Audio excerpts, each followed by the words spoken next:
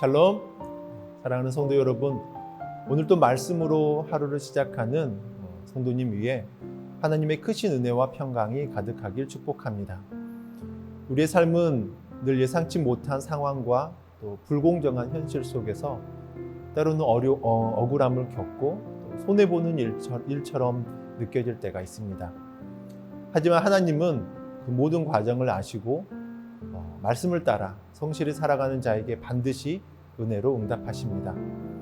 말씀에 비추어 삶을 인도하시는 하나님께 오늘도 감사를 드리며 믿음으로 주 앞에 서는 이 귀한 시간을 올려드리길 원합니다. 오늘 우리에게 주신 말씀을 함께 읽겠습니다. 야곱이 버드나무와 살구나무와 신풍나무의 푸른 가지를 가져다가 그것들의 껍질을 벗겨 흰 무늬를 내고 그 껍질 벗긴 가지를 양떼가 와서 먹는 개천의 물구유에 세워 양떼를 향하게 하며 그때가 물을 먹으러 올 때에 새끼를 베니 가지 앞에서 새끼를 뱀으로 얼룩얼룩한 것과 점이 있고 아롱진 것을 낳은지라. 야곱이 새끼 양을 구분하고 그 얼룩무늬와 검은빛 있는 것을 라반의 양과 서로 마주보게 하며 자기 양을 따로 두어 라반의 양과 섞이지 않게 하며 튼튼한 양이 새끼 뵐 때에는 야곱이 개천에다가 양떼의 눈앞에 그 가지를 두어 양이 그 가지 곁에서 새끼를 베게 하고 약한 양이면 그 가지를 두지 아니하니 그렇게 함으로 약한 것은 라반의 것이 되고 튼튼한 것은 야곱의 것이 된지라. 이에 그 사람이 매우 번창하여 양떼와 노비와 낙타와 나귀가 많았더라. 야곱은 어머니 리브가의 말에 따라 잠시 피신한 줄 알았던 하란에서 무려 20여 년의 시간을 보내게 됩니다. 처음에는 단순히 형 에서의 분노를 피하려 떠났던 길이지만 인생은 자신의 계획대로 흘러가지 않는다라고 하는 사실을 그는 뼈저리게 경험합니다. 무엇보다도 하란에서 그는 운명처럼 라헬을 사랑하게 되었고 라반의 속임수로 인해 라헬을 얻기까지 무려 14년 동안 아무런 대가 없이 일하게 됩니다. 이제 그는 새로운 전환점을 맞이합니다. 라헬이 요셉을 낳은 후에 야곱은 고향으로 돌아가고자 하는 소망을 드러냅니다. 하지만 라반은 자신이 야곱으로 인해 복을 받았음을 인정하면서도 그를 떠나보내고 싶어 하지 않습니다. 야곱은 품삯으로 정상적인 양이나 염소가 아닌 아롱지고 점 있는 것들을 요구합니다. 이는 당시 기준으로는 가치가 낮고 또 희귀한 가축들이었기 때문에 결과적으로 거의 아무 보수도 받지 못할 가능성이 큰 모습이었습니다. 그럼에도 불구하고 야곱은 이 계약을 수락합니다. 이유는 단 하나, 하나님에 대한 신뢰 때문이었습니다. 창세기 31장에서 야곱은 아내들에게 하나님의 꿈속 계시를 전합니다. 라반이 내게 행한 모든 것을 내가 보았노라. 내 눈을 들어 보라. 양떼를 탄 순양은 다 얼룩무늬가 있는 것, 점 있는 것과 아롱진 것이니라 라고 말씀합니다. 하나님은 야곱을 속이고 이용해온 라반의 모든 행위를 다 보고 계셨고 야곱의 억울한 처지를 결코 외면하지 않으셨습니다. 야곱은 라반의 그 교활함에도 불구하고 성실하게 가축을 돌보며 창의적인 방법을 시도합니다.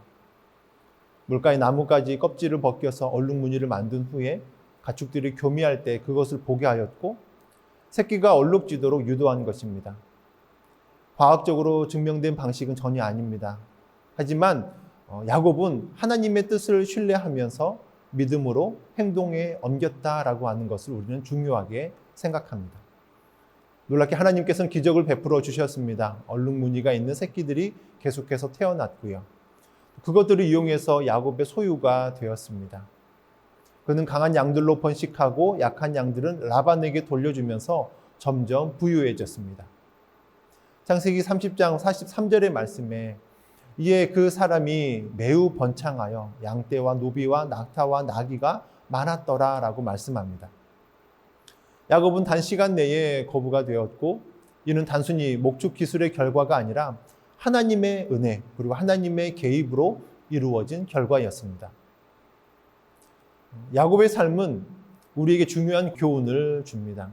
첫 번째로 그는 억울한 계약 속에서도 불평하지 않았고 믿음으로 맡겨진 모든 일들을 충실히 감당했습니다. 그는 고향과 부모를 사모하는 마음을 가졌지만 하란에서의 삶은 결코 대충 살지 않았습니다. 오히려 그곳에서도 최선을 다하며 성실하게 살아갔습니다. 이는 천국을 사모하는 성도들이 이 땅에서의 맡은 일에 충성해야 함을 보여주고 있습니다. 또 한 가지 그는 하나님의 섭리를 신뢰했습니다. 가축의 색깔까지도 하나님께서 주관하신다고 하는 믿음은 그 야곱의 그 인간적인 계산이 아닌 하나님의 손길을 의지하며 나아갔습니다. 그 믿음은 결국 기적으로 나타났고 아무도 예상하지 못했던 풍성함을 누리게 되었습니다. 또 한 가지 그는 악을 악으로 갚지 않았습니다. 라반의 탐욕과 속임수는 계속되었지만 야곱은 보복하거나 싸우지 않았습니다. 오히려 하나님의 방법으로 하나님의 때를 기다리며 하나님께 맡기는 길을 선택했습니다. 그리고 하나님은 마침내 그에게 보상하셨습니다. 마지막으로 야곱은 정말 작은 일에 충성한 자였습니다. 착하고 충성된 종아, 내가 적은 일에 충성하였음에 내가 많은 것을 내게 맡기리라 라고 하는 말씀처럼 야곱은 가장 열악한 조건 속에서도 묵묵히 자기 일에 충성했고 결국 많은 것을 맡은 부유한 자가 되었습니다. 사랑하는 성도 여러분, 오늘 또 우리의 현실에서 때로는 야곱과 같은 억울함과 불공정을 느낄 때가 있을 수 있습니다. 그러나 하나님은 우리의 사정을 다 아시고 우리가 어디에 있든지 지켜보고 계십니다. 사람에게 보이지 않아도 하나님은 우리의 충성과 눈물을 기억하시고 정말 때가 되면 반드시 보상하십니다. 야곱은 현실의 억울함을 극복한 신앙이었습니다. 그는 단지 라반에게 속은 사람이 아니라 하나님의 섭리 안에서 훈련되고 단련된 하나님의 사람이었습니다. 그래서 그는 단순히 거부된 것이 아니라 하나님의 언약을 잇는 영적 장자로 세워졌습니다. 지금 우리의 상황이 이해되지 않더라도 또 하나님의 뜻을 신뢰하시길 원합니다. 아롱지고 점 있는 것, 그런 가축처럼 때로는 작고 불리해 보일지라도 그 안에서 하나님의 손이 임하면 놀라운 열매가 맺혀질 것입니다. 야곱처럼 정말 믿음으로 살아가며 하나님이 예비하신 풍성함을 온전히 누릴 수 있는 귀한 성도님들 모두가 되길 축원합니다. 함께 기도하겠습니다. 은혜로우신 아버지 하나님, 오늘 또 말씀을 통해서 우리의 걸음을 비추어 주시니 감사를 드립니다. 야곱의 그 불공정한 현실 속에서도 불평하지 않고 성실함과 믿음으로 그 자리를 지켰듯이 우리 또한 우리에게 맡겨진 삶의 시간 가운데 정직함으로 살아가게 하여 주시옵소서. 사람은 속이고 억울하게 해도 하나님은 이 모든 것을 보고 계시고 우리를 정의로 이끌어 주시는 줄로 믿습니다. 아무리 보잘것없어 보이는 삶이라 할지라도 그 안에 하나님의 손길이 머물면 놀라운 기적과 풍성함이 이루어질 줄로 믿습니다. 아버지 하나님, 오늘도 우리의 작은 충성과 순종을 기쁘게 받아주시고 그 삶 위에 주님의 은혜를 더하여 주시옵소서. 사람의 계산이 아니라 하나님의 섭리를 신뢰하며 말씀 따라 살아가게 하여 주시옵소서. 예수님의 이름으로 기도합니다. 아멘.